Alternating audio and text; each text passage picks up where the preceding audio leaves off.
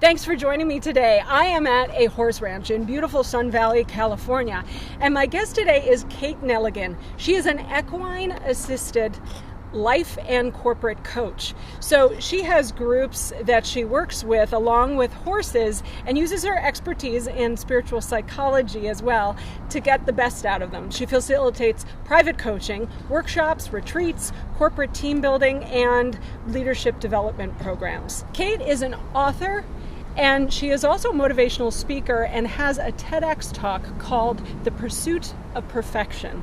Well, let's go meet Kate and her horse, Rafiki. Now, so what got you interested in working with horses? I know you have a master's in spiritual psychology from Santa Monica University, and you also used to work in media. Yes. So what got you interested in working with horses or applying your spiritual psychology with horses? Yeah, so I've loved them since I was 10. I grew up riding every week. I was at the barn, and I love all animals, but horses in particular. There's something incredibly majestic about them and their size and their power. So I've always wanted to do things with horses, but I never thought that this was actually a career possibility. And I found it through a lot of luck and a lot of willingness to really follow my heart and to be of service here. So I left my media career. I left a big, 6-figure, very cushy job that I was very good at, but that I really wanted to do something where I felt like I could help humanity evolve, learn myself, and also be outside in nature and with the creatures I love most. Yeah, and I think I actually watched your TEDx talk, and it's about perfectionism. And I think you address this going from the corporate world to kind of more of a human-centered world where, you're helping people in a more personal way. Yes. So that was like an important step for you. I just don't want people to struggle. I feel like that's often what the horses are saying, is that as we become very present, we become connected to ourselves, and that's where our power is. So Kate is going to show me what she would normally do with an individual when she's working with them. And we chose the issue of leadership, right? Say I'm a manager, and you get a lot of clients who are managers in their company or just trying to empower themselves in the position that they have at work.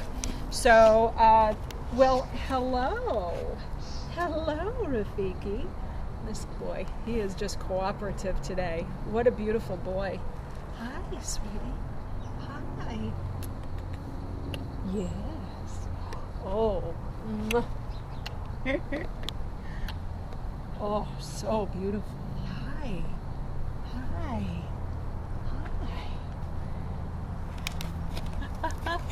He's very curious too, aren't you?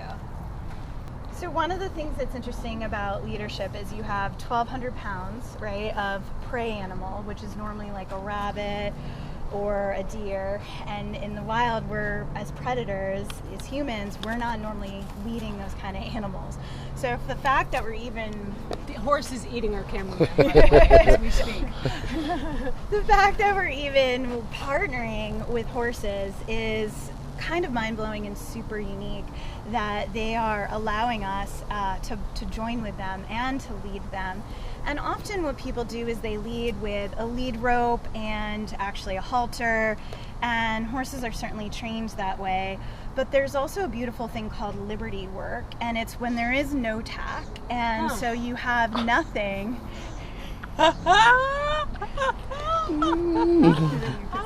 Oh my goodness. Wow. Yeah. So you have nothing to work with besides your energy and your way of being. Oh, wow. Okay. So you can learn so much about who you are as a leader by how you show up to partner with a horse and lead a horse, by just how you do one thing is how you do anything. And that's a lot of kind of how I coach. So for really aggressive leaders, they'll come in, they might start actually pushing on the horse, they might start getting in there and being really aggressive. For passive leaders, they might just kind of stand around and talk to the horse, or, they might try to gently move a horse and nothing happens. Uh-huh. Or then you have the folks who are used to bribing and getting what they want that way, so they're aware of the carrots. So you have these different types of leaders that show up naturally. Yeah. But what I love is the horses are really teaching us how to be the heart-centered leader and the authentic leader. So using all of us. And his big thing is play. Yeah. He is always teaching us to just smile and play. Yeah. Yeah. And he's a kisser. He's a lover too. He is, and that's what's so fun about him is, he's often teaching how do you play, how do you make things fun, how do you do stuff with a smile on your face. It doesn't have to be so hard, right? And the horses often say that, like, we make things harder than we need to, or we live up here in our heads, and that drives us, rather than really working on our whole bodies. We're not just mental leaders, we're physical, mental, spiritual, and emotional beings, so we can lead from all of us, because then we have more power. So that's kind of that emotional intelligence that the horse allows us to play with. Yes, exactly. So if I was one of your clients, like, what would you do with me and Rafiki right now? Like, To practice leadership? Yeah, to practice leadership. So this is really fun. I grabbed this prop. It's a dog toy, actually, but it says joy. And so horses love to be led with joy energy. So I'm giving you already like a tip, because we're doing more of a demo, but at this point, how do you connect to him?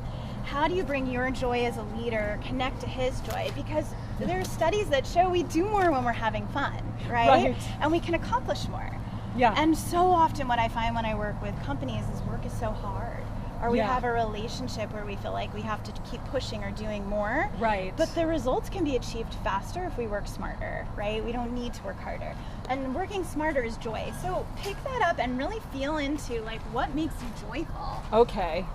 So, and interact with Rafiki with this? Yeah, so pick a place, like a direction in here you want to walk towards. Okay. As a way of, like, leading. We'll go towards the shade, maybe.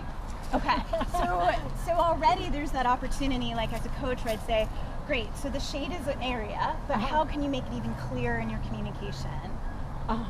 So specifically, what part of the shade? Okay, so, well, I'd have to turn him around. Let's go right there. Awesome. Let's go right there. Come on. Come, I'll give you a kiss. You like kisses. Come on. Come, let's go. Let's turn you around. It's hard to turn him around. Hey, bub. Do I use this as well? Yeah, so this is where you get to use, like, all of you, right? And already, like, if we were in coaching, you've already said, oh, it's hard. So there's already, like, a story or a judgment of, like, this is going to be hard, rather than, like, how can this be easy? How could this be easier? Rafiki. Hey. Oh, look at the energy you're getting. What does that look like? No. He's like, he's not coming. He doesn't want to come. And what else does it look like? He likes me petting him on his butt. Yeah. So what I find so often is this communication things happens where most people actually, so you want that as your outcome, but what we really want is connection. And so you want to pet him and you want to connect with him. So take a moment for that. Allow yourself that time to build rapport as a leader with your staff, with yourself, because connection is incredibly important in leadership. Sure. Can we go back in the shade? Would you come here? Hey. Come. Let's go over here. I'm picking the most difficult place for him to back up. And that's a great awareness, right? That you could have chosen this shade. You know what? But you chose the shade behind him. Well, let's go over here. Let's switch it. Thanks for watching the show. If you liked what you just saw, please subscribe to the channel so I can bring you more mental health and emotional well-being content. This channel is for you, so I would love to hear your comments. Did you relate to anything you saw? Or what kind of issues would you like me to address with the professionals I interview? Check out the next video, and thanks for watching.